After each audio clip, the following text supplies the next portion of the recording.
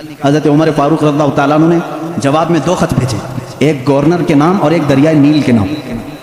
دریائے نیل دریا ہے، کیا دریا بھی خط پڑتا ہے؟ صلح حدیبیہ کے موقع پر حضور صلی اللہ علیہ وسلم نے صرف اتنا فرما دیا تھا، 1400 صحابہ مکہ کے لیے نکلے حضور کے ساتھ عمرہ کرنے کے لیے۔ سنو، عمرہ کرنے کے لیے نکلے، احرام پہن کر کے نکلے، لیکن مکہ کے کافروں نے بیچ راستے میں روک لیا، کہا تم عمرہ نہیں جا سکتے، نہیں جاؤ گے۔ حضور صلی اللہ علیہ وسلم کو ان لوگوں نے بیچ راستے میں روک لیا۔ 35 کلومیٹر مکہ باقی ہے، سوچو 450 کلومیٹر کا فاصلہ ہے مکہ مدینہ۔ مدینے سے جو چل کر کے صحابہ آئے ہوں تقریباً 400 کلومیٹر چلے ہوں، اور ان کو قریب مکہ کے آ کر کے کہہ دیا جائے اب تم نہیں جا سکتے، عمرہ نہیں کر سکتے، ان کی حالت کیا ہونی چاہیے؟ صحابہ جوش میں تھے، کہا یا رسول اللہ صلی اللہ علیہ وسلم اجازت دیں ہم ان کے پرخچے اڑا جائیں۔ بدر بھی ہو چکی تھی، احد بھی ہو چکی تھی، خندق بھی ہو چکی تھی، ساری جنگوں میں صحابہ نے اپنے جوہر دکھا بھی چکے تھے۔ یہ 6 ہجری کا معاملہ ہے، سن 6 ہجری میں حدیبیہ کا معاملہ آیا۔ حضور صلی اللہ علیہ وسلم اپنی نگاہ نبوت سے دیکھ رہے تھے، آپ نے فرمایا نہیں، جنگ نہیں چاہتا میں، اس لیے کہ ہم حالت احرام میں ہیں، حالت احرام میں ہم جنگ نہیں چاہتے۔ حضور نے صلح کی بات کر لی مکہ والوں سے، وہ بظاہر دب کر کے صلح لگ رہی تھی، تو اس میں حضرت عمر سب سے زیادہ بے قرار تھے، سب سے زیادہ بے قرار۔ صحابہ سے وہ بار بار پوچھتے تھے کیا ہم حق پر نہیں، ہم کو جنگ کی اجازت کیوں نہیں مل رہی ہے؟ یہ مکہ والوں کو ہم برابر بتا دیں گے، آج تو ہم 1400 کی تعداد میں ہیں، بدر میں تو صرف 313 تھے، حضور کیوں نہیں اجازت دے رہے ہیں؟ حضور صلی اللہ تعالیٰ علیہ وسلم نے منع کر دیا، نہیں میں صلح نامہ لکھ رہا ہوں۔ حضور صلی اللہ تعالیٰ علیہ وسلم کے پاس حضرت عمر آئے، حضور کے بازو پکڑ کر کے جوش میں پوچھنے لگے آقا کیا ہم حق پر نہیں ہیں، کیوں آپ اجازت نہیں دے رہے ہیں؟ حضور نے فرمایا عمر جو میں دیکھ رہا ہوں وہ تم نہیں دیکھ رہے ہو۔ حضرت عمر بے قرار تھے، یہ نافرمانی نہیں، بے قراری آپ کی جو تھی وہ فرد جہاد پہ تھی۔ حضور صلی اللہ علیہ وسلم کو کیسے کوئی عمرہ سے روک سکتا ہے، اس بات کی بے قراری تھی۔ حضرت عمر نے یہ سوچا کہ ابو بکر کو منا لوں، ابو بکر مان گئے تو رسول اللہ کو بھی یہ منا لیں گے۔ حضرت ابو بکر کے پاس آئے، صدیق اکبر رضی اللہ تعالیٰ عنہ کو انہوں نے زور سے کہا اے ابو بکر آپ نہیں دیکھ رہے ہیں ہم 1400 کی تعداد میں اور رسول اللہ صلی اللہ علیہ وسلم صلح لکھ رہے ہیں، مکہ والوں کے ساتھ صلح، وہ بھی ایسی صلح کہ ہماری اس میں عزت نہیں ہے۔ مکہ والے ایسی صلح لکھا رہے تھے کہ جس میں ان کے ہی فائدے تھے، مدینے والوں کے فائدے نہیں تھے۔ حضرت عمر بار بار کہہ رہے تھے، حضرت ابو بکر صدیق کو جلال آیا، ان کے ہاتھ جھٹک دیے۔ حضرت ابو بکر صدیق نے کہا الزم غرضک یا عمر، اے عمر اپنا ہوش سنبھال، تو کس کے فیصلے پر بات کر رہا ہے؟ وہ محمد رسول اللہ صلی اللہ تعالیٰ علیہ وسلم، اللہ کے رسول صلی اللہ علیہ وسلم، جنگ کہیں تو جنگ ہے، صلح کہیں تو صلح ہے۔ میرا ایمان ہے کہ رسول جو کرتے ہیں وہ اپنی طبیعت سے نہیں، وہ وحی الہی سے کرتے ہیں۔ حضرت عمر نے کہا اس دن مجھے احساس ہوا کہ ایمان کیا ہے، رسول اللہ کی ہر بات کو منعن تسلیم کرنا یہ صدیق اکبر سے سیکھو۔ اس صلح کو حضرت عمر نے تسلیم کیا، یہ صدیق اکبر رضی اللہ تعالیٰ عنہ کی ذات طیبہ تھی۔ میرے عزیزوں اگر انہی پر پوری بات ختم ہو جائے گی، میرا وقت نکل جائے گا۔ سیدنا ابو بکر صدیق رضی اللہ تعالیٰ عنہ تقریباً 2 سال اور چند ماہ آپ نے خلافت کے امور کو سنبھالا، اور آپ کی عمر مبارکہ 60 سال سے تجاوز کر چکی تھی، 63 سال کے قریب آپ کی بھی عمر مبارکہ تھی۔ ٹھنڈیوں کی وجہ سے آپ غسل فرمائے اور اسی میں بیمار ہوئے۔ جمادی الاخر کا مہینہ تھا، جمادی الاخر کی 18 تاریخ تھی جب سیدنا ابو بکر صدیق رضی اللہ تعالیٰ عنہ اپنے چند صحابہ کو جمع کیا اور کیا وصیت کی جانتے ہیں کہ یہ میرا آخری وقت ہے، میں خلافت کو 6 صحابہ کے حوالے کر کے جا رہا ہوں جو عشرہ مبشرہ میں سے تھے۔ حضرت عثمان تھے، حضرت علی تھے، حضرت عمر تھے، حضرت طلحہ تھے، حضرت عبد الرحمن بن عوف تھے، یہ صحابہ سعد رضی اللہ تعالیٰ عنہ تھے، یہ صحابہ کے حوالے کر کے جاتے ہیں، یہ آپس میں جس کو خلیفہ بنائے اے مسلمانوں تم اس کو خلیفہ مان لینا۔ لیکن خلافت کے معاملات کیسے چل رہے ہیں وہ میں آج آپ کو ڈیٹیل میں لے جا رہا ہوں۔ یہ 18 جمادی الاخر کی تاریخ تھی جب حضرت ابو بکر صدیق رضی اللہ تعالیٰ عنہ اپنے گھر والوں کے ساتھ بیٹھے، آخری وصیت یہ کرتے ہیں میرا انتقال ہو جائے، مجھے غسل دیا جائے، کفن دیا جائے، تو دفن کرنے سے پہلے میرے جنازے کو رسول کریم صلی اللہ علیہ وسلم کے حجرے کے سامنے لا کر رکھنا۔ حضور صلی اللہ علیہ وسلم کا مزار اقدس کہاں تھا؟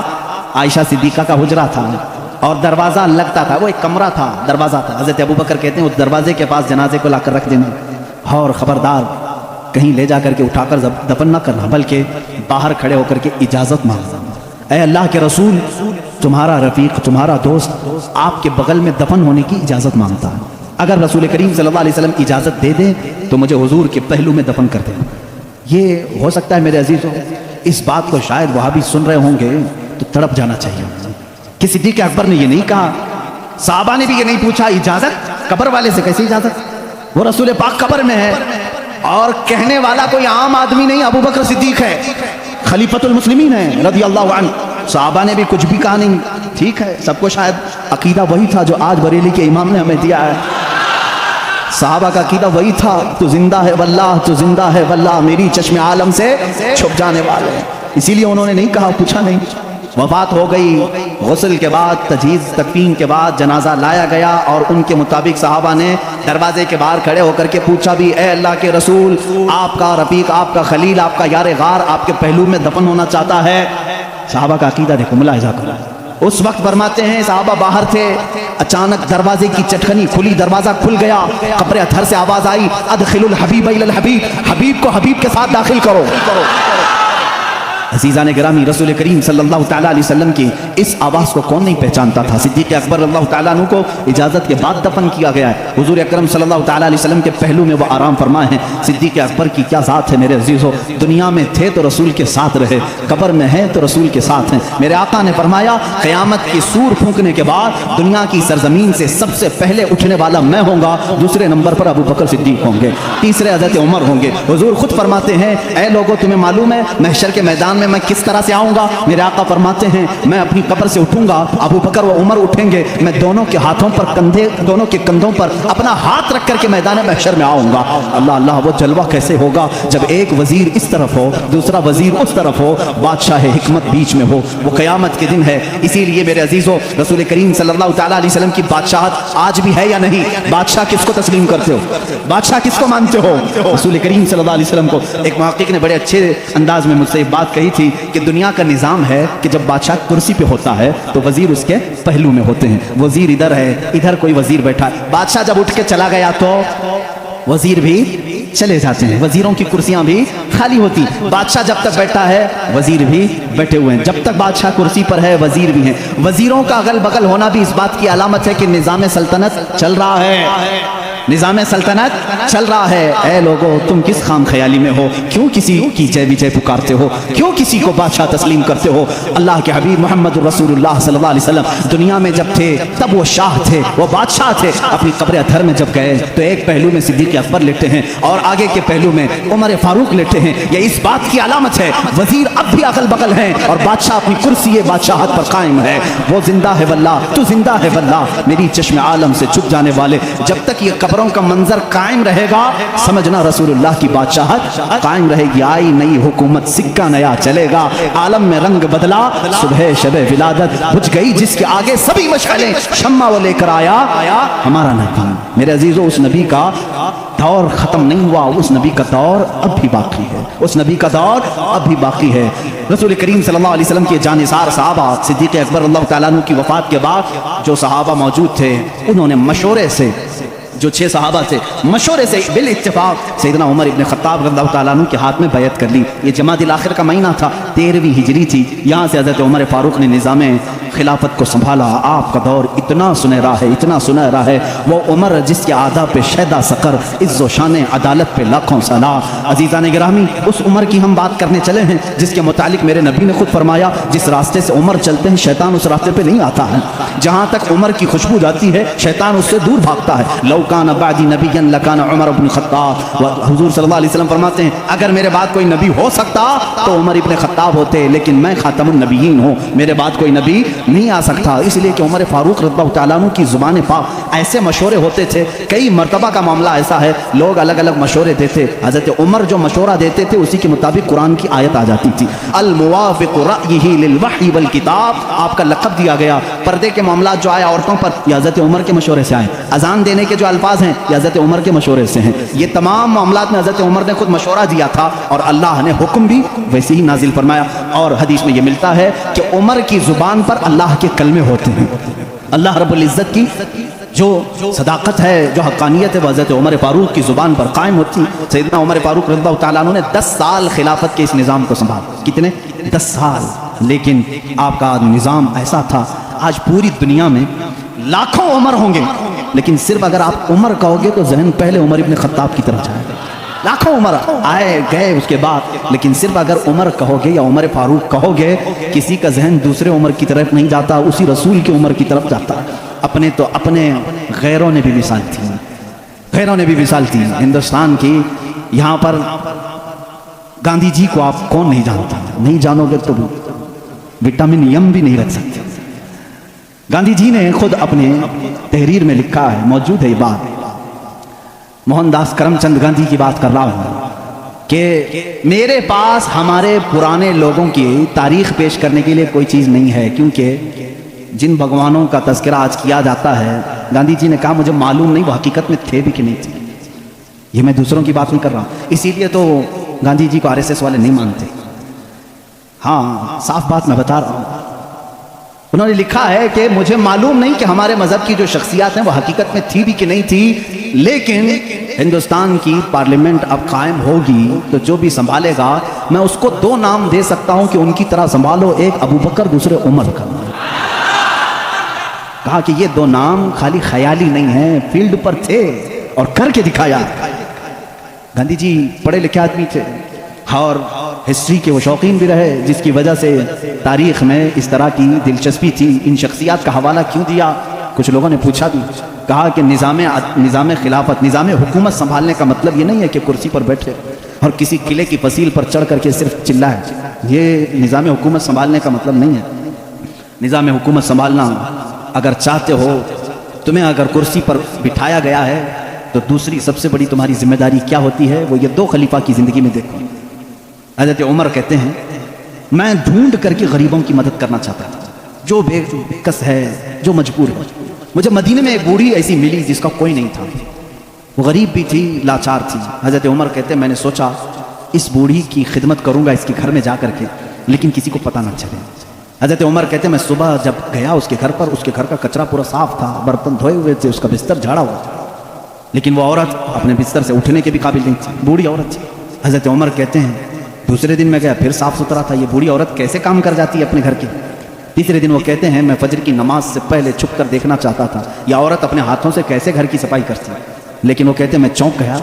दरवाजे पर एक कोई शख्स आया, कंबल ओढ़े हुए, जल्दी जल्दी झाड़ू झाड़ रहा है, बर्तन मांज रहा है, बिस्तर सलीके से लगा रहा है। अजान हुई और फौरन बाहर निकला। हज़रत उमर कहते हैं मैं इस पुर असरार खादिम को देखने के लिए आगे बढ़ा, कंबल उठाया तो वो सिद्दीक़ अकबर थे, खलीफतुल मुस्लिमीन, वक्त का खलीफा। इसीलिए तो खैरों ने मुतासिर होकर के कहा दिन में अगर वो निज़ाम खिलाफत संभालते थे तो रात को अपनी रियाया की खबरगिरी भी करते थे, रात को अपनी रियाया की खबरगिरी करते थे। यही हाल सैयदना उमर इब्न खत्ताब का है।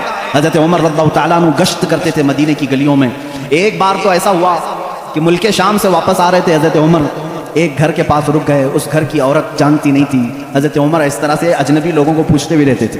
ये फ़ोटो मीडिया और सोशल मीडिया का दौर भी नहीं था कि हर बादशाह का रोज़ाना फ़ोटो छपना लाजिम हो, नहीं जानते थे। बहुत सारे लोग चेहरे से भी नहीं वाकिफ होते थे। हज़रत उमर वहाँ रुक गए, उस खातून से पूछा खलीफतुल मुस्लिमीन उमर इब्न खत्ताब के बारे में जानती हो? वो कहती हाँ जानती हूँ, बहुत अच्छा आदमी, लेकिन मेरी उसको खबर नहीं, मेरी उसको खबर नहीं। कहा क्यों? कहा मुझ तक उसका गल्ला पहुँचा नहीं है, मेरे घर में भी फाका है। हज़रत उमर ने कहा उमर अमीरुल मोमिनीन, वो मदीने में रहता है, तेरे तक खबर कैसे पहुँचेगी, इतनी दूर तू रहती है मुल्क शाम के रास्ते। उस बूढ़ी औरत ने कहा अगर उसको यहाँ तक की खबर नहीं पहुँच सकती तो उसे खलीफा भी नहीं बनना चाहिए। अगर इतने दूर की किसी गरीब की खबर उसको नहीं पहुँचती तो उसे खलीफा भी नहीं होना चाहिए। हज़रत उमर उस रात इतना रोए कि उनकी दाढ़ी भीग गई। सच कहा इस खातून ने, गए बाजार से सामान खरीद कर अपने कंधे पर उठा लाए और उस औरत के घर पहुँचाया। एक घर मदीने का ऐसा भी आपने देखा जहाँ रात को औरत अपने बच्चों को थपक कर सुलाती थी और हांडी में कुछ जल रहा होता था, आग लगी है, हांडी में पकने की आवाज़ आती। हज़रत उमर देख रहे थे, आवाज़ सुन रहे थे, बच्चों को माँ कह रही सो जाओ सो जाओ, बच्चे कह रहे माँ तो रोज़ाना यही बोल के सुलाती है, 2 दिन से पक रहा है, कब पकता है, हम रात को भूखे सो जाते हैं। हज़रत उमर दस्तक देते हैं, उस घर वाली से पूछते हैं क्या मामला? कहा घर में कुछ भी नहीं। फिर ये हांडी में क्या है? कहा पानी और पत्थर रखे हूँ बच्चों को बहलाने के लिए कि इसी आस में सो जाएंगे। हज़रत उमर रज़ियल्लाहु तआला अन्हु फरमाते हैं मुझे इसकी खबर नहीं हुई। बैतुल माल में गए, पूरा थैला उठाया आटम का, अनाज का, अपने कंधे पर लेकर निकले। उनकी गुलाम ने कहा ये हमें दे दें, हम लेकर चलते हैं। सख्ती से कहा क़यामत के दिन क्या तू मेरे अमाल का बोझ उठा पाएगा? मुझे उठाने दे। लेकर क्या है, नकाब बांधे हुए थे अपने चेहरे पर। उस खातून से कहा मैं रोटियां पकाता हूँ। घर में दाखिल होकर आटा गूंधा, रोटियां पकाई, बच्चों को जगाया, उनका मुंह धोया और रोटियां उन्हें परोसने लगे। वो खातून की आंखों में आंसू आ गए। कहा तुझ जैसा फरिश्ता अल्लाह ने उतारा है, मेरे घर कई दिनों के बाद ग़िज़ा आई है। उस खातून से हज़रत उमर ने पूछा उमर के बारे में तुम्हारा क्या ख्याल है? उमर के बारे में तुम्हारा क्या ख्याल है? वो कहती है बहुत नेक है, खलीफा रसूल है, लेकिन क्या करूं, मुझ जैसी गरीब की फरियाद शायद उस तक नहीं पहुंची। अगर मेरे बच्चे भूखे मर गए तो मैं क़यामत के दिन ये शिकायत ज़रूर करूँगी।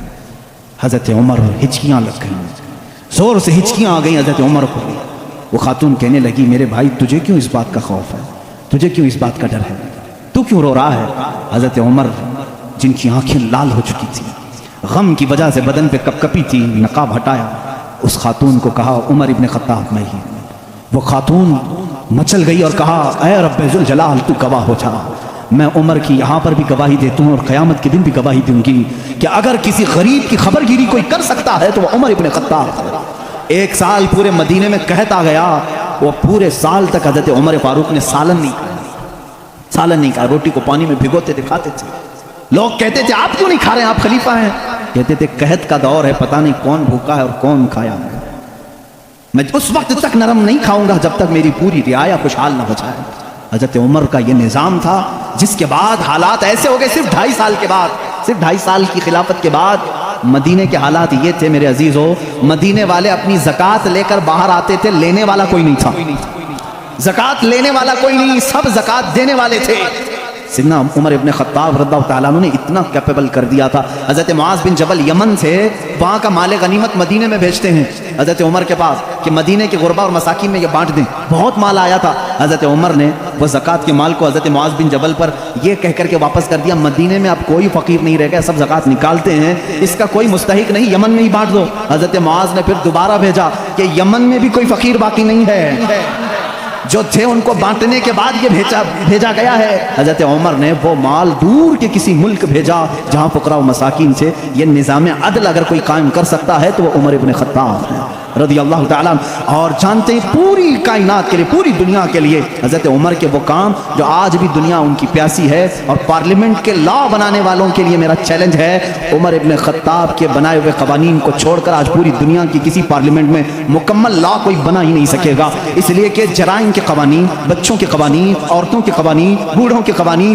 سب کے قوانین سب سے پہلے حضرت عمر فاروق نے مرتب کیے۔ اور جانتے ہیں یہ لے آؤٹ بنانے والا سسٹم، ڈیولپ کرنے والا سسٹم، سٹی بنانے کا پلان سیدنا عمر فاروق کا دیا ہوا ہے، سب سے پہلے بصرہ اور کوفہ آپ نے بنایا تھا، یعنی ماسٹر پلاننگ کے ساتھ سٹی بنائی گئی۔ روڈ بنانے کا سب سے پہلا کام حضرت عمر فاروق نے کیا ہے، تاریخ سب سے پہلے حضرت عمر فاروق نے قائم کی، بیت المال کا نظام سب سے پہلے حضرت عمر نے قائم کیا ہے، مسجدوں کے مؤذن اور مسجدوں کے اماموں کے لیے تنخواہ کا سسٹم حضرت عمر فاروق نے قائم کیا ہے۔ اور اتنا ہی نہیں، عدل کا حال تو ایسا تھا کہ کسی کے ساتھ کوئی رعایت نہیں، کسی کے ساتھ کوئی رعایت نہیں، چاہے وہ کوئی بھی ہو۔ مصر کے گورنر کے بارے میں لوگوں نے صرف اتنا کہا کہ ان کے ہاں بہت قیمتی گھوڑا ہے، بہت پیسوں کا گھوڑا ہے اور ان کا لباس بہت مہنگا ہے، یہ گورنر ہیں۔ حضرت عمر کے پاس یہ شکایت آئی، ان کو بلایا اور بلا کر کے کہا تو رعایا کے ساتھ کیا کرنے کے لیے تجھے بھیجا گیا؟ وہاں کے پیسوں سے تو نے قیمتی گھوڑا خریدا، قیمتی لباس پہنا۔ وہ ان کی گورنری کو معزول کر کے 100 بکریاں خرید کر کے ان کو دیا کہ اب زندگی بھر یہ بکریاں تو چرائے گا۔ بکریاں چرانے پر گورنر کو رکھ دیا۔ یہ ان کے معاملات میں پھر کوئی کچھ نہیں کہہ سکتا تھا۔ بڑے بڑے صحابہ، حضرت سعد بن ابی وقاص کو معزول کر دیا تھا، خالد بن ولید رضی اللہ تعالیٰ عنہ جن کو سیف اللہ کہا جاتا ہے، جس جہاد میں بھی وہ جاتے تھے فتح ہونا لازمی ہو جاتا تھا، یہ تو سب کو معلوم ہے۔ حضرت خالد بن ولید اپنی زندگی میں اتنی جنگیں کی ہیں، کوئی جنگ میں شکست نہیں ہوئی۔ ان کا یہ فخر تھا جب جہالت میں تھے نا، اسلام نہیں لائے تھے، وہ جنگ احد کے سپہ سالار بن کے آئے تھے، اس میں بھی ان کو ہی فتح ملی تھی۔ کہتے کفر کی حالت میں بھی اللہ نے فتح ہی دی تھی، اسلام میں آئے تب بھی اللہ نے فتح ہی لکھی تھی۔ حضرت خالد بن ولید ایک ایسے جرنیل کا نام ہے جس کا نام قیامت تک قائم رہے گا، لیکن حضرت عمر فاروق رضی اللہ تعالیٰ عنہ نے سپہ سالاری سے ان کو معزول کر دیا۔ سسپینڈ کرنا معمولی بات نہیں، لیکن حضرت عمر کیوں کرتے تھے جانتے ہیں؟ بعض لوگ اس کو نکتہ چینی کرتے ہیں، حضرت عمر اس کو ہٹائے اس کو ہٹائے۔ حضرت عمر فاروق رضی اللہ تعالیٰ عنہ کے پاس کچھ لوگ سفارش لے کر کے آئے، خالد بن ولید کے بغیر جہاد کا میدان کیسے ہوگا؟ ان کو آپ نے معزول کیا، کہا معزول کیا ہوں لیکن سپاہی بن کر کے وہ جائیں گے، سپاہی بن کر کے جائیں گے، سپہ سالار کوئی اور ہوگا۔ صحابہ نے پوچھا اس فیصلے کو لینے میں کوئی حکمت ہے امیر المومنین؟ اللہ اللہ توکل دیکھیں، امیر المومنین نے کہا ہاں ضرور حکمت ہے، میں مسلمانوں کو یہ بتانا چاہتا ہوں کہ کوئی جہاد، کوئی جنگ خالد بن ولید کی وجہ سے فتح نہیں ہوتی، اللہ کی مدد سے ہوتی ہے۔ سارے لوگ یہ ڈیپینڈ ہو کر کے نہ بیٹھ جائیں کہ اسی کی وجہ سے ہوتی ہے، میں اس اصول کو توڑنا چاہتا ہوں، فتح جو ملتی ہے وہ اللہ کی طرف سے ہوتی ہے، یہ یقین دینا تھا، بس اس لیے میں نے معزول کیا۔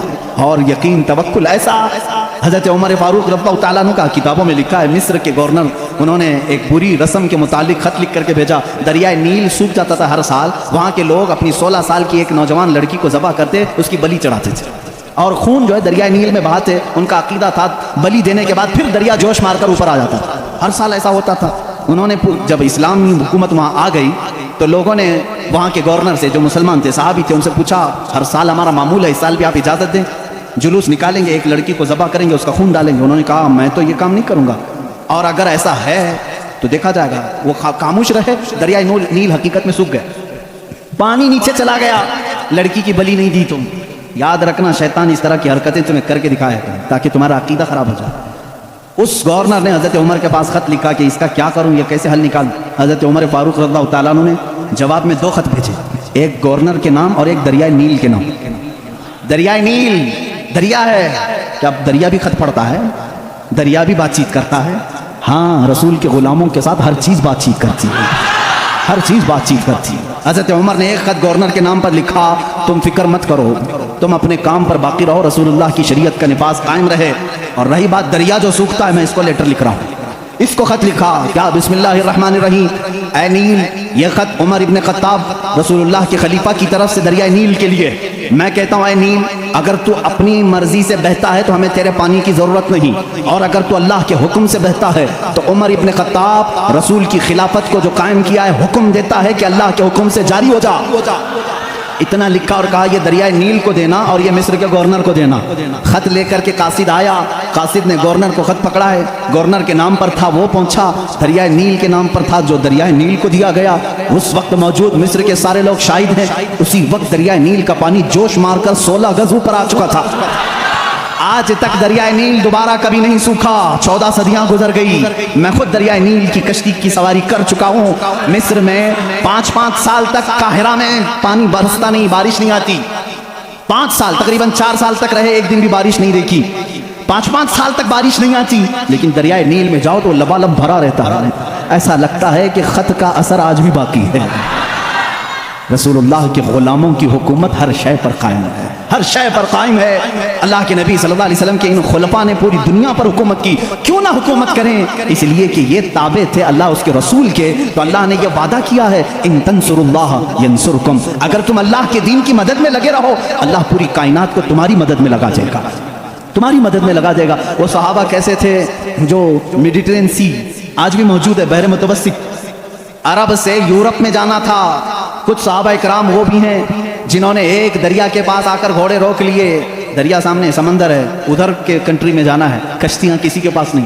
جو جرنیل صحابی تھے سپہ سالار سبوں نے کہا کیا کریں یہاں دریا کشتی کوئی نہیں لایا ہم واپس چلیں دوسرا کوئی راستہ دیکھیں. اس صحابی نے کہا بہت لمبا سفر کر کے آئے واپسی کا کوئی راستہ نہیں ہو سکتا. کہا سامنے سمندر ہے. کہا ہم رسول کے غلام ہیں رسول کریم صلی اللہ علیہ وسلم کے غلام ہیں. بھلا آج تک کوئی آندھی ہمارا راستہ روک سکی ہے کوئی طوفان ہمارا منہ موڑ سکا ہے؟ اس صحابی نے ایسی تقریر کی اور صحابہ نے پوچھا کرنا کیا ہے یہ تو بتائیں. سپہ سالار صحابی نے کہا اللہ کا نام لو گھوڑے دوڑاؤ سمندر میں چلتے چلو. وہ صحابہ کہتے ہیں سپہ سالار صحابی آگے بڑھتے رہے سمندر میں گھوڑے دوڑتے رہے یہاں تک کہ پورے سمندر کا سفر طے ہو گیا. کسی گھوڑے کی ٹاپ پر ایک بوند پانی تک نہ لگا. دشت تو دشت ہے اقبال نے اسی کے لیے کہا دشت تو دشت ہے دریا بھی نہ چھوڑے ہم نے بحر ظلمات میں دوڑا دیا گھوڑے ہم نے. دی اذانیں کبھی یورپ کی کلیساؤں میں تو کبھی افریقہ کے تپتے ہوئے صحراؤں میں. آ گیا عین لڑائی میں گر وقت نماز قبلہ روحوں کی زمین بوس ہوئی قوم حجاز. ایک ہی صف میں کھڑے ہو گئے محمود و ایاز نہ کوئی بندہ رہا نہ کوئی بندہ نواز. یہ ہماری تاریخ ہے یہ ہماری شان ہے. سیدنا عمر ابن خطاب رضی اللہ تعالیٰ عنہ کے دور خلافت کے سنہرے کام بہت طویل ہے میرے عزیزو. اس نظام عدل کو میں آج بھی چیلنج کرتا ہوں. غسان کا ایک بادشاہ اسلام میں آیا ہے اسلام قبول کر کے آیا ہے. حج کے لیے نکلے خوشی میں سارے مسلمان حضرت عمر بھی اس میں ساتھ میں تھے خلیفہ تھے. طواف کے دوران اس بادشاہ کی لنگی پر ایک مسلمان کا پیر پڑ گیا لنگی سرک گئی. اس نے اپنی بے عزتی محسوس کی تھپڑ مارا کعبے کے سامنے. اس مسلمان کو بہت اس نے مارا وہ زخمی ہو گئے. انہوں نے شکایت کی حضرت عمر فاروق کے پاس. عادل وہ عدل کی پیکر جو نظام رسول سے ذرا برابر ہٹ کر کبھی فیصلہ نہیں کرتا. حضرت عمر کا فیصلہ تو وہ ہے کہ ایک بندہ یہ حضور کے پاس فیصلہ لے کر کے آیا تھا معلوم ہے نا. ایک یہودی اور ایک مسلمان زمین کے جھگڑے میں فیصلہ کیا. حضور نے فیصلہ کیا یہودی کے حق میں یہ زمین تو چھوڑ دے. لیکن وہ مسلمان منافق تھا دل میں بغض تھا. اس نے کہا میں رسول کا فیصلہ نہیں مانتا عمر کے پاس فیصلہ لیں گے عمر کے پاس کریں گے. وہ یہودی کو یقین تھا جو رسول فیصلہ کریں گے وہی عمر بھی کریں گے. لیکن یہاں معاملہ بدل گیا. یہ معاملہ بدل گیا. وہ منافق یہ سوچتا تھا کہ عمر کو میں اپنی باتوں میں لے لوں گا, یہ یہودی ہے ہمارے دشمن, زمین میرے حوالے کر دی جائے. حضرت عمر کے پاس دونوں گئے اور کہا ہمارا معاملہ ایسا ایسا ہے. اس یہودی نے کہا اے عمر ایک بات سن لو, یہ فیصلہ تمہارے نبی کے پاس ہوا تھا. کہا انہوں نے کیا کہا؟ کہا میرے حق میں انہوں نے زمین کا فیصلہ کیا. پھر اس نے کیا کیا؟ کہا یہ نہیں مانتا ہے, کہتا ہے عمر کے پاس فیصلہ کر. اللہ اللہ. کہا میں تو پھر اس کا فیصلہ کرتا ہوں. حضرت عمر اندر گئے, تلوار لائے, اس کی گردن اڑا دی. کہا جو رسول کا فیصلہ نہ مانے عمر اس کا فیصلہ ایسی کرتا ہے. یہ بات مدینے میں مشہور بھی ہو گئی. مسلمان کا قتل کر دیا عمر نے. حضور نے ان کو بلایا اور کہا کہ تم نے ایک مسلمان کا قتل کیا. کہا میں اس کو مسلمان مانتا ہی نہیں جو آپ کو حکم نہیں مانتا, لیکن اگر میں غلطی پر ہوں تو یا رسول اللہ مجھے سزا دے دیں. اس وقت تک آیت نہیں آئی تھی, آیت نازل ہوئی فلا وربک لا یؤمنون حتی یحکموک فیما شجر بینہم. اے رسول قسم ہے تمہارے رب کی, اللہ فرما رہا ہے, اللہ فرما رہا ہے اے رسول تمہارے رب کی قسم, وہ ایمان والا ہو ہی نہیں سکتا جو اپنے آپسی معاملات میں آپ کو حکم نہیں مانتے. حضور نے فرمایا تب تو عمر نے صحیح فیصلہ کیا. اس فیصلے کے حامل علمبردار عمر کے پاس رضی اللہ تعالیٰ فیصلہ لے کر کے آئے غسان کے بادشاہ اور ایک عام مسلمان کا. وہ بادشاہ ہے پہلے عیسائی تھا, مسلمان ہوا چند دن پہلے مسلمان ہوا ہے. دونوں کا فیصلہ آیا. حضرت عمر نے پوچھا کیا معاملہ ہے؟ وہ غسان کے بادشاہ نے کہا اے عمر امیر المومنین, کیا مجھے بھی کٹہرے میں کھڑا کریں گے؟ میں بادشاہ ہوں غسان کا, آپ مجھے اپنے بازو میں بٹھائیں. حضرت عمر نے کہا آج مقدمہ ہے, بادشاہ نہیں, تم بھی وہیں کھڑے رہو گے جہاں مقدمہ کرنے والا کھڑا ہے. دونوں کو کھڑا کیا, معاملہ پوچھا تو اس کے بعد حضرت عمر نے کہا تم نے زیادتی کی, اس کا غلطی سے پیر پڑا ہے. ہاں اگر تمہیں لگتا ہے کہ اس نے تمہاری بے عزتی کی تو سزا بھی تھوڑی ہونی چاہیے تھی, لیکن جتنا تم نے اس کو مارا ہے یہ اس کا حق ہے. کہا کیا فیصلہ ہوگا؟ حضرت عمر نے کہا اس عام مسلمان سے جتنے تھپڑ زیادہ اس نے لگائے تو بھی لگا دے, یہی فیصلہ, جتنا اس نے زیادہ مارا ہے تو مار. وہ غسان کا بادشاہ کہتا ہے بادشاہ کو عام آدمی مارے گا؟ حضرت عمر نے کہا ہاں مارے گا, یہ نظام رسول ہے, یہ نظام رسول ہے, یہ کیسر اور کسرا کی حکومتیں نہیں ہیں, یہ اللہ کے نبی کی قائم کی ہوئی عدالت ہے. اس نے کہا ایک دن کی مجھے مہلت دیں, کل آ کر کے اس فیصلے پر عمل کیا جائے. آپ نے کہا مہلت تو دی جا سکتی ہے, جیسے ریمانڈ میں لیتے ہیں. اس کو چھوڑا گیا, لیکن وہ بادشاہ فرار ہو کر کے بھاگ گیا اور اسلام بھی چھوڑ دیا, مرتد ہو کے چلا گیا. حضرت عمر نے اس دن کہا, کچھ لوگ کہنے لگے حضرت عمر اس کے حق میں بات کرتے تو بادشاہ آج مسلمان رہتا. ایسی کچھ باتیں بھولی بھالی لوگ کرتے ہیں, ایسا کرتے تو اچھا ہوتا, ایسا نہیں کرنا چاہیے تھا. حضرت عمر نے جلال میں کہا اس طرح کے 1000 چھوڑ کر جائیں تو جائیں, لیکن نظام رسول کا ایک حرف بھی میں اپنے ہاتھ سامنے سے جانے نہیں دوں گا. عدل کے تقاضوں کو پورا میں ہمیشہ ہوتا رہنے دوں گا. یہ سیدنا عمر فاروق کی عدالت تھی. یہ آج پیس اینڈ جسٹس کی بات کرتے ہیں, ان لوگوں سے بات کرتے ہیں جن کے پاس عمر جیسی عدالت ہے. اے میرے عزیزو, عدالت کے نام پر آج بڑا دھبا ہے. یہاں پر بہت سارے معاملات, ہو سکتا ہے بہت سارے لوگ میرے اوپر اس بات کا بھی کیس کر دیں کہ یہ حد کی عدالت ہے, عدالت کی بے عزتی کرتا ہے. ہو سکتا ہے میرے عزیزوں, میں اس عدالت کی عزت کرتا ہوں جہاں عدالت ہوتی ہے. میں اس کو جج اور عادل نہیں مانتا جو پارلیمنٹ کی سیٹ کی بھوک میں مسجدیں بیچ دیتا. میں اس کی عدالت کو نہیں تسلیم کرتا جو ایک قلیل جماعت کو نظر انداز کر کے حاکم پارٹی کی طرف بولتا ہے. میرے عزیزو, ایسے لوگ دنیا میں بہت سارے آئے جو ضمیر فروش ہوتے ہیں. ہندوستان بھی اسی ڈگر پر چلنے لگ گیا. اب تک دنیا کی سب سے بڑی ڈیموکریسی, سب سے بڑی جمہوریت ہندوستان میں تھی, جہاں پر نظام ایسا تھا, ہمارا عدلیہ کا نظام بہت اچھا تھا, ہماری کورٹ جتنی تھی یہاں پر سب کے ساتھ برابر کا سلوک کیا جاتا تھا, ہندو ہو مسلم ہو. آج بھی بہت سارے جج ہیں جو اوتھ لیتے ہیں کہ میرا دین, میرا مذہب, میرا سب کچھ انصاف ہوگا, سنویدھان ہوگا, میں سامنے کسی کو نہیں دیکھوں گا. دیکھتے نہیں آپ, جج کے سامنے پٹی باندھے ہوئے ایک مورتی کو رکھا جاتا ہے. کیوں؟ قانون جب بھی ہوتا ہے وہ سامنے والے کو دیکھ کر کے نہیں ہے, اس کے پروف ثبوت دیکھ کر کے. لیکن یہاں پر اب عام بچے کو بھی بیوقوف بنایا جا رہا ہے. میں اس بات کی آواز اٹھانا چاہوں گا, اس ظلم کو بند کرو, اس ظلم کو بند کرو. اور یہ ڈکٹیٹرشپ جو لائی جا رہی ہے, اس جمہوریت کو ختم کر کے, قتل کر کے, دیکھنا چند دنوں کے بعد یہ سارے نظام ختم کرنے کی بات کریں گے. آج مسلمانوں کے خلاف ایک زہر پھیلایا جا رہا ہے, اسی طرح چند دنوں کے بعد اب دلتوں کی باری آئے گی. اس لیے کہ یہ دلتوں کو بھی ایک آنکھ نہیں بھاتے, یہ کبھی پسند نہیں کرتے. یہ 2000 سال پرانا نظام منو اسمرتی کا لانا چاہتے ہیں, جہاں صرف چند لوگوں کی حکومت ہوگی. جانتے ہیں, تاریخ اٹھا کر کے پڑھو, اسی سرزمین پر ایسے ظلم کیے گئے ہیں جہاں چند برہمنوں نے کم ذات کے لوگوں کے کان کاٹے ہیں, جہاں لوگوں کے کانوں میں گرم تیل ڈالے ہیں. اسی سرزمین پر کم ذات کے لوگوں کو کوڑا کرکٹ میں گھر بنانے پر مجبور کرتے تھے، جہاں اعلیٰ ذات کے لوگوں کے پیشاب پخانے ہوتے تھے وہاں دلت برادری کو رکھنے پر ہی مجبور کرتے تھے۔ ہر ایک کے گلے میں رسی باندھ کر ایک مٹکا لٹکاتے تھے کہ تھوکنا ہے تو دلت زمین پر تھوک نہیں سکتا، اس مٹکے میں تھوکے گا، اس لیے کہ اس کا تھوک زمین پر پڑے تو یہ آپ شگن سمجھتے تھے۔ اس پورے نظام کو، یہاں پہلے ہندوستان میں یہ ساری چیزیں چلی ہیں، کاسٹزم، ذات برادری، اونچ نیچ کے معاملات چلتے رہے، لیکن میں سمجھتا ہوں کہ ہندوستان کو جب آزادی ملی، بھارت کو جو آزادی ملی 1947 کے بعد، سبوں نے مل کر کے ایک سمویدھان بنایا تھا، عدل و انصاف کا سب لوگوں نے حلف اٹھایا تھا، اس میں سب کا حصہ برابر کا ہوگا، سب لوگوں نے قربانی دی ہے، سب کے لیے نظام یکساں ہوگا، برابر ہوگا، اور سب کی دین کا، سب کے ریلیجین کا مان سمان کیا جائے گا۔ لیکن اب جو حالات ہیں میرے عزیزوں، یہ دوسری ڈگر پر چل پڑے ہیں۔ اب یہاں پر اس سمویدھان کو یہ ختم کرنے کی بات کر رہے ہیں جو امبیڈکر کی سرپرستی میں بنائے گئے تھے، اس کو ختم کر کے یہ نئے سمویدھان کی بات کرنے جا رہے ہیں۔ چند دنوں کے بعد یہ ووٹنگ پاور بھی ختم کرنے کی بات کریں گے، تم سب کو ووٹ دینے کا بھی حق نہیں ہوگا، ٹھہرنے کی امیدوار ہونے کی بات تو دور ہے۔ میں اس نظام کی کھلم کھلا مخالفت کرتا ہوں اور مذمت کرتا ہوں، میں مذمت کرتا ہوں۔ ہمارے لیے وہی بھارت اور وہی ہندوستان اچھا ہے جو ہمارے بڑوں نے اپنے خون کی قربانی سے آزاد کیا ہے۔ آپ سب اسی بھارت کو تسلیم کریں گے یا نئے نویلے بھارت کو؟ ہم اس نوے نویلے بھارت کو جس ڈگر پر یہ لے جا رہے ہیں کاسٹزم کے اوپر، ہم اس کو نہیں تسلیم کرتے۔ ہم اس بھارت کو، اس سمویدھان کو مانتے ہیں جہاں عدل سب کے لیے برابر ہو، سب کے لیے برابر ہو۔ سپریم کورٹ کو آزاد رکھا جائے، وہ سب کے ساتھ برابر کا انصاف کر سکے، چاہے وہ تخت پر بیٹھا ہوا آدمی ہو، چاہے وہ غریب آدمی ہو، سب کے ساتھ برابر کا عدل کر سکے۔ ہندوستان ہی کی بات میں اگر بتاؤں، یہاں پر ایک بادشاہ ایسا بھی گزرا جس کے ایک تیر سے ایک بچے کی موت ہو گئی تھی، ایک بچے کی موت ہو گئی۔ عورت جو بچے کی ماں تھی وہ مقدمہ کر دی چیف جسٹس کے پاس۔ اس وقت کے جو چیف جسٹس تھے قاضی سراج الدولہ، انہوں نے طلب کیا بادشاہ کو طلب کیا، اسی ہندوستان کی بات کر رہا ہوں۔ عورت ایک جگہ کھڑی ہے، وقت کا بادشاہ ایک جگہ کھڑا ہے۔ عورت نے کہا میرے بچے کو ان کے تیر سے موت ہو گئی۔ بادشاہ شکار کر رہا تھا، چوک کے تیر لگ گیا۔ بادشاہ نے کہا ہاں میرا تیر لگا تو ہے، گواہ بھی ہیں، سپاہی بھی گواہ ہیں، عورت بھی گواہ ہے۔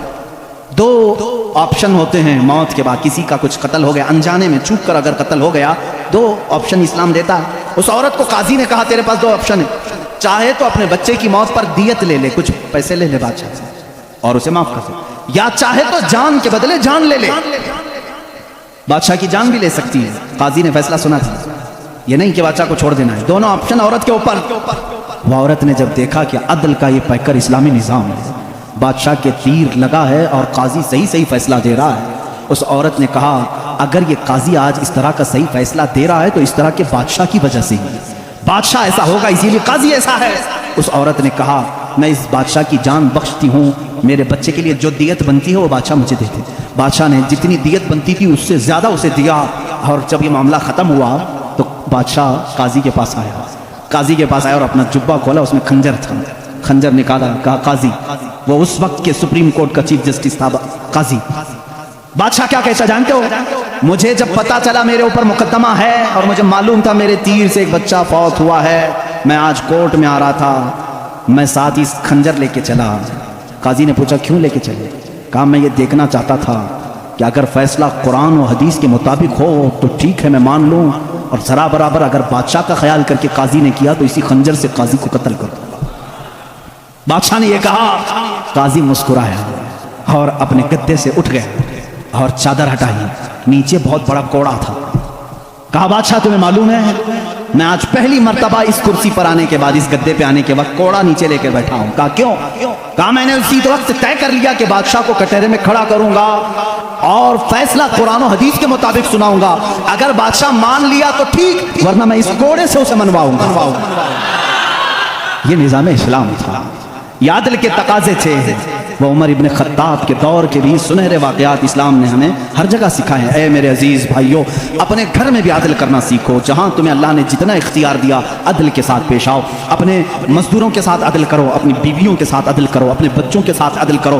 یاد رکھو قیامت کے دن تم سے سب چیزوں کا سوال ہوگا۔ اگر تمہارے 4 بچے ہیں، چاروں میں سے اگر کسی کے ساتھ اونچ نیچ کیا تو سارے تمہارے اعمال اکارت ہو جائیں گے، غارت ہو جائیں گے۔ ایک بچے کے ساتھ بھی تم ناانصافی نہیں کر سکتے، سارے کے ساتھ برابر کا سلوک کرو۔ اگر کسی کی दो बीवियां हैं तो फरमाया गया अदल का तकाजा पूरा करो। माँ बाप अगर दोनों हैं तो दोनों के साथ अदल का तकाजा पूरा करो। ये नहीं कि माँ की तरफ झुका हो गया बाप को गालियां देता है, या बाप की तरफ हो गया माँ को कोसता है। ना, सबके साथ अदल इस्लाम सिखाता है। तुम अगर किसी कंपनी के मालिक हो, फैक्ट्री के मालिक हो, मजदूरों के साथ अदल करो, इसलिए कि क़यामत के दिन इससे भी तुम्हारा सवाल होगा। अदल इस्लाम सिखाता है। वो उमर इब्न खत्ताब रज़ियल्लाहु ताला अन्हु की ज़िंदगी पाक से हमें मिले हैं। मेरे अजीज़ों, मुझे वक्त ताख़ीर से यहाँ तक पहुँच चुका है और मैं समेटूंगा तो मैं समझता हूँ उस्मान इब्न अफ़्फ़ान और हैदर कर्रार रज़ियल्लाहु ताला अन्हुमा की ज़ात के साथ नाइंसाफ़ी हो जाएगी। और मैं कतई ये नहीं चाहता कि उन बुज़ुर्ग हस्तियों के साथ जहाँ एक ज़ुन्नूरैन है तो दूसरा हैदर कर्रार है, जिनकी ज़ात दो जुमलों में कंप्लीट नहीं हो सकती, दो बातों में मुकम्मल नहीं हो सकती। इसलिए थोड़ी सी कुर्बानी के साथ कल की एक और रात हम इंशाअल्लाह इन खुलफा की ज़िंदगी पर गुफ्तगू करेंगे। इसलिए कि मेरा मामूल तो ये था कल का दिन मैंने पूरे अहले बैत के लिए वक्त करना था, लेकिन खुलफा राशिदीन की बात के बाद इंशाअल्लाह अज़ीज़ अहले बैत अताहार की भी ज़िंदगी हम जिक्र करेंगे। इन दो हस्तियों की मैंने मुख्तसर झलकियाँ आपके सामने रखी। खुलासा कलाम, ज़िंदगी में दो बातें आज लेकर के जाओ, एक सिद्दीक़ की सदाकत, दूसरे उमर की अदालत। अगर ये ज़िंदगी में आ गई तो समझ लो इकबाल ने क्या कहा जानते हैं? शायर मशरिक करते कहते हैं सबक पढ़ फिर सदाकत का, अदालत का, सखावत का। सबक पढ़ फिर सदाकत का, अदालत का, सखावत का। लिया जाएगा काम तुझसे दुनिया की इमामत का, लिया जाएगा काम तुझसे दुनिया की इमामत का। मतलब ये है जिसके अंदर तीन चीजें आ गई, सिद्दीक की सदाकत आ गई, उमर की अदालत आ गई, उस्मान की सखावत आ गई, तो फिर कोई उसे फिक्र की जरूरत नहीं। अब कौम उससे इमामत का ही काम लिया करेगी, इसलिए कि वो हर एक का इमाम बनने के काबिल होगा जिसके अंदर ये तीन चीजें आ गई, सदाकत, अदालत और सखावत। आज इन तीन चीजों के ऊपर मेहनत करो मेरे अजीजों। सदाकत का तकाजा ये है हक बोलो, हक पर कायम रहो। हक बोलने के लिए किसी से खौफ ना खाओ, जब तक जुबान चल रही है बोलो। मैं तो यही समझता हूँ, मेरा मजहब, मेरा मसलक यही है। मैं हुसैनी हूँ, हक गो हूँ, मैं हुसैनी हूँ, वफादार हूँ, मैं हुसैनी हूँ, शुजाअत का अलंबरदार हूँ। ये हमारे नारे होने चाहिए। मैं हुसैनी हूँ, यजीद के हाथ में हाथ देने वाला नहीं। मैं हुसैनी हूँ, हुकूमत के दबाव में आने वाला नहीं। मैं हुसैनी हूँ, जुल्म का साथ देने वाला नहीं। मैं हुसैनी हूँ, मजलूमों के साथ रहने वाला हूँ। इसी तरह आप सब ये भी नारा लगाएंगे, मैं सिद्दीक की सदाकत का अलंबरदार हूँ। बात 50,000 के मजमे में भी वही करूंगा और 5 लोगों के मजमे में भी वही करूंगा। अगर 5 मुसलमान हैं तब भी मैं कहूंगा अल्लाह सबसे बड़ा है। तख्त पर मुझे बिठाया जाए तब भी कहूंगा अल्लाह सबसे बड़ा है। यह सिद्दीक का मिजाज हमें देता है। सिद्दीक की जात से जो मिजाज हमें मिलता है वो ये है, अगर तुम तख्त पर बैठो तब भी ये कहो अल्लाह सबसे बड़ा है, और अगर तुम अपने घर में हो तब भी कहो अल्लाह सबसे बड़ा है। और उमर का मिजाज क्या कहता है जानते हो? एक बार आपको लोगों ने अमीरुल मोमिनीन का नारा लगाया जब बैतुल मुकद्दस पता हुआ था। अल्लाह अल्लाह, आप रो पड़े। सारे लोगों को जमा किया, एक ऊंचे टीले पर खड़े हो गए, खुतबा दिया, रोने लगे। ऐ मुसलमानों, आज तुमने मुझे अमीरुल मोमिनीन कह के पुकारा है, अमीरुल मोमिनीन कह रहे हो। सुनो, मैं अपनी हैसियत बताता हूँ, मेरी जात क्या है। मैं खत्ताब का वही बेटा उमर हूँ। आपके बाप का नाम क्या था? खत्ताब। हज़रत उमर कहते हैं मैं खत्ताब का वही बेटा उमर हूँ जिससे बचपन में 2 बकरियां भी नहीं संभाली जाती थी। मेरे बाप मुझको 2 बकरियां देकर भेजते थे, मैं उन्हें संभालने के लिए जाता, कभी एक इधर भागती कभी वो उधर भागती। मेरे बाप बड़े सख्त थे, मुझे घूंसे मारते थे, मुझे थप्पड़ मारते थे। मैं बारहा मेरे बाप की मार खाया हूँ, मुझसे 2 बकरियां नहीं संभाली जाती थी। और आज हालत यह है 25 लाख मुरब्बा मील पर तन्हा उमर फारूक की ज़मा में हुकूमत है। मजाल है मुल्क के शाम में कोई आवाज उठा सके, मजाल है कोई यमन में आवाज उठा सके, मजाल है कोई मिस्र में आवाज उठा सके, मजाल है कोई इराक में आवाज उठा सके। किसी की आवाज नहीं उठती। बैक वक्त इस जमाने की 7 कंट्रियों को तन्हा मदीने में बैठ करके वो देख रहे थे। निहावंद में जंग हो रही है, निहावंद में जंग हो रही है। एक साहबी सारिया, उनको उमर फारूक मस्जिद नबवी में खिताबत के दरमियान पुकार कर कहते या सारिया इलल जबल, या सारिया इलल जबल, या सारिया इलल जबल। मदीने में हजरत उमर फारूक जुम्मा का खुतबा दे रहे हैं और पुकार रहे हैं सारिया पहाड़ की तरफ जाओ, पहाड़ की तरफ जाओ, पहाड़ की तरफ जाओ। मस्जिद में बैठे हुए किसी को कुछ समझ में नहीं आया। 1 महीने के बाद वो लश्कर निहावन से आया, पूछा गया क्या हुआ तुम्हारे साथ? हजरत सारिया उस जंग के सिपह सालार थे, कहते हैं करीब था कि हम शिकस्त खा जाते, हम लुट जाते। जुम्मा का वक्त था, ऐन दोपहर के वक्त पहाड़ों के کے اوپر سے ہمیں آواز آنے لگی، اے ساریہ پہاڑ کی طرف آ جاؤ، پہاڑ کی طرف آ جاؤ، پہاڑ کی طرف آؤ۔ ہم اس آواز کو لبیک کہتے ہوئے چڑھے، اللہ نے ہمیں فتح یابی عطا فرمائی۔ اے میرے عزیزو، مسلمان کہتے ساریہ تجھے معلوم ہے یہ آواز کسی اور کی نہیں، وہ مدینے سے بیٹھ کر عمر فاروق نے تمہیں پکارا تھا۔ جب رسول اللہ کا یہ غلام، رسول اللہ کے یہ غلام مسجد نبوی کے ممبر سے آواز دے کر کے ملک شام کے نہاوند میں مدد کر سکتے ہیں، تو پھر میں یہ کیوں نہ کہوں ہم یہاں سے پکاریں وہ وہاں سے سنیں۔ مصطفیٰ کی سماعت پہ لاکھوں سلام، دور و نزدیک کے سننے والے وہ کان لالے کرامت پہ۔